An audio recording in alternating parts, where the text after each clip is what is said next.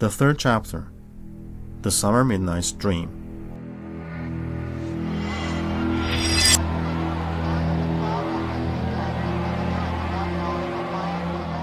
In 1947, Elizabeth announced that she engaged with Philip, a nobleman.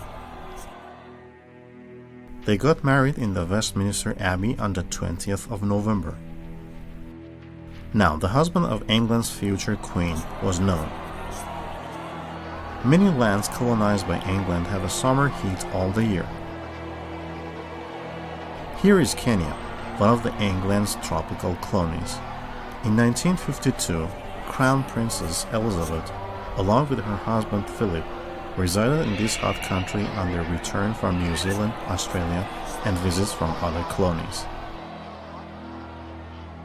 On the 6th of February, a private courier went to Treetops Hotel in Nairobi and gave Philip a message. Philip went to his wife's room and broke the news to her, and both left Nairobi for London very quickly. A few hours later, the entire world knew that George VI, the King of England, had died and Elizabeth was to take the throne. Coronation took place on June 2, 1953 in Westminster Abbey.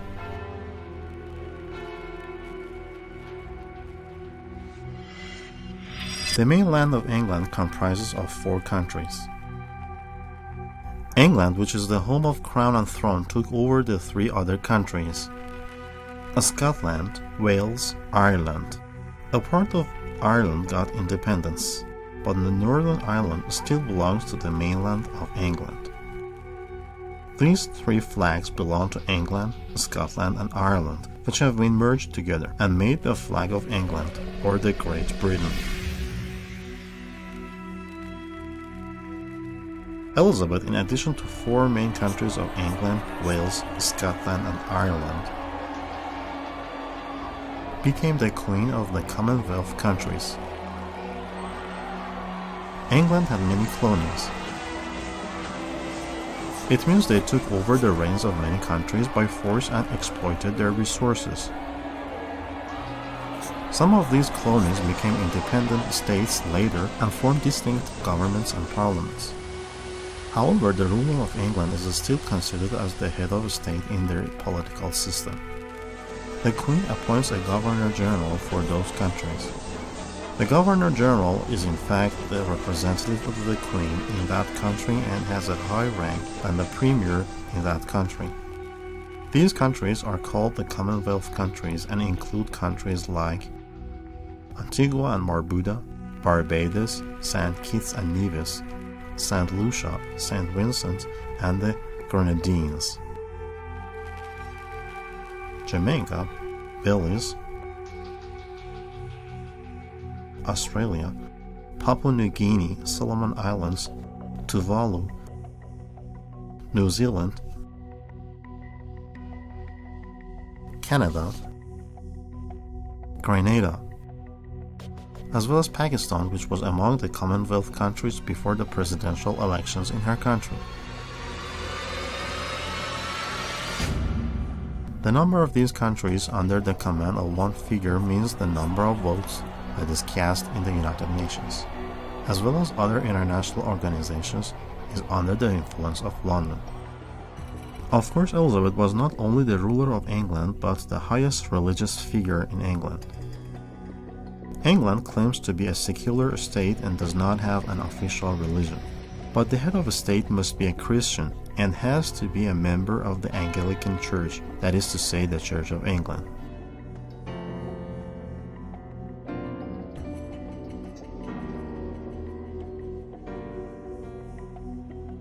Yet there was a big obstacle for the Queen.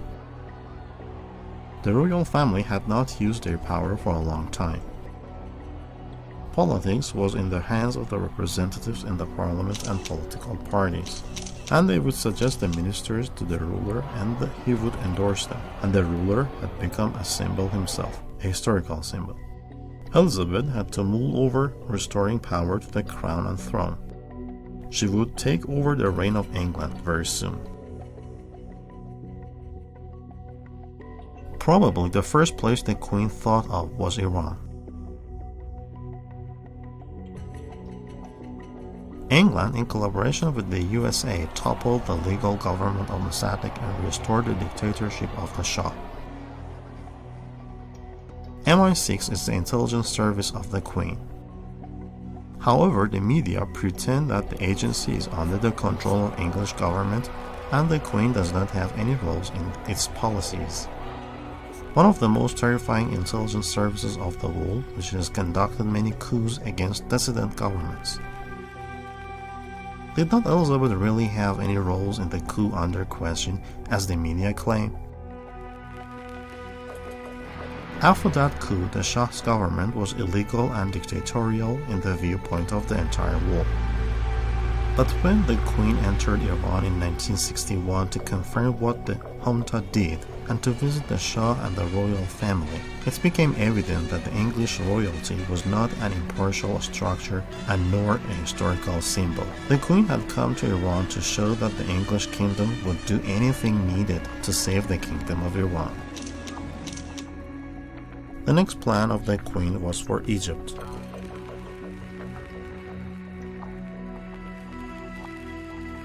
Abdul Nasser revoked the kingdom and seized power himself and announced that the Suez Canal was nationalized. Both the nationalist governments of Iran and Egypt were against Israel. Mossadegh cut diplomatic relations with Israel and Abdul Nasser wanted to make Israel succumb.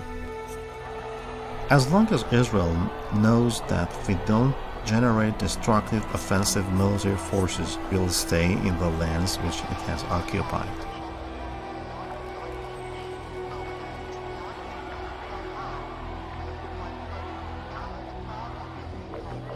Did the Queen support the kingdom in Egypt? A bit after the nationalization of the Suez Canal, the Royal Army of England, under Elizabeth's sanction, fought against Egypt in the Suez Crisis, along with Israel and France. The assault of colonizing countries against Egypt was a pity for the Queen. Therefore, Lord Mountbatten announced that the Queen was against this assault. However, the then Premier Anthony Eden denied this. Anthony Eden, the Premier, resigned and the Queen, by personal advice and without referring to the votes of the majority of the Conservatives, appointed Harold Macmillan as the Premier. The concurrency of the attack to Egypt and the Queen's direct intervention to appoint a premier sufficed for the criticism to begin.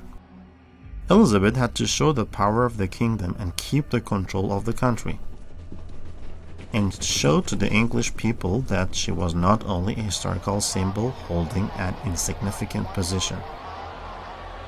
Hence, the monarchists were ready to answer back any criticism against the Queen.